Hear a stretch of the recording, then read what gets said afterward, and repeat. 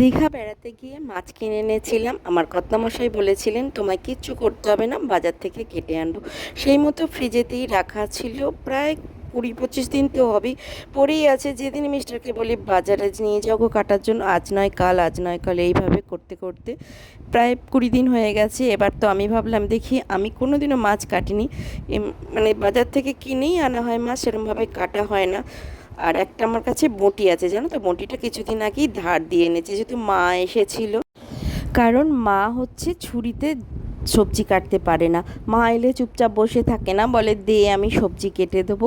সেই জন্যই মা ছুরিতে কাটতে পারে না, চুপচাপ বসে থাকে। সেই জন্যই মা আসার আগেই মিস্টারকে দিয়ে বলেছিলাম যাও ছুরিটা একটুখানি বটিটা ধার দিয়ে নিয়ে এসো। সেই মতোই বটিটা ধার দিয়ে নিয়ে এসেছিল, আর সেটাতেই সাপে বর হয়ে গেল। দেখো, আমিও মনে মনে ভাবছিলাম মিস্টার যেদিন বাড়িতে থাকবে না সেদিন আমি মাছগুলো ট্রাই করব কাটা, সেটাই হয়ে গেল।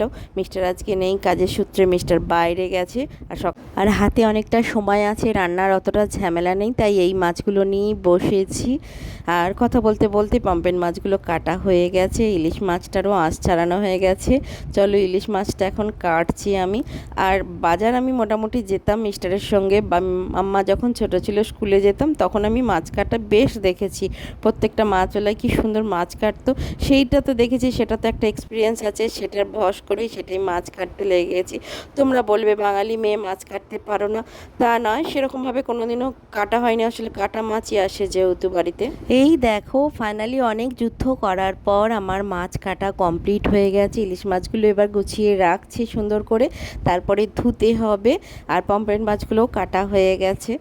কি ভালো লাগছে দেখো, ফার্স্ট টাইম একটু যদি হাতে সময় থাকে তাহলেই নিজে মাছ কাটা যায়। এই আমার ফার্স্ট টাইম অভিজ্ঞতা হলো, খুব ভালোই। এই অনেকগুলো পিস হয়েছে, দেখো সুন্দরভাবে পিস হয়েছে, কিন্তু মুড়োটা কাটতে পারিনি, তোমাদের বলেইছিলাম। এই দেখো গোড়া আছে মুড়োটা। এই দেখো ফাইনাল লুক আমার মাছ কাটার। ইলিশ মাছ হয়েছে এতগুলো, আর হচ্ছে পমফ্রেট মাছ, তার জন্য এই দেখো অস্ত্র ছিল আমার। চলো এবার সব পরিষ্কার করি। ভিডিওটা এখানেই শেষ করলাম।